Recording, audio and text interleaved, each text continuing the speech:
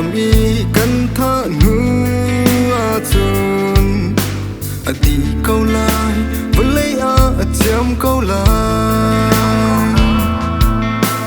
ngư du tu viết tên hao sông ăn ít thế đi câu lại tia fra xin hani khăn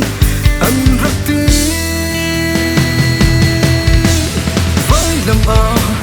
đi lâu thì nắp sóng đi lại lâu thâu tràn thành sông in thâu tràn sông từ cần mi dòng than pin vẫn lấy vẫn rầm noam hallelujah cần thâu tràn lại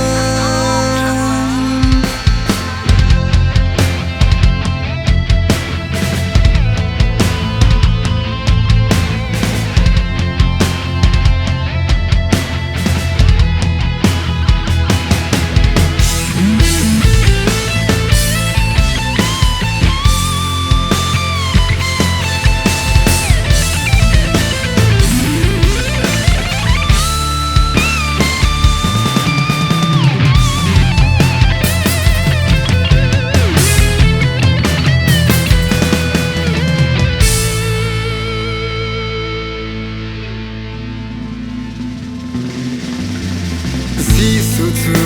vai làm y cần thơ ngư chun đi câu lại vẫn lấy chém câu lại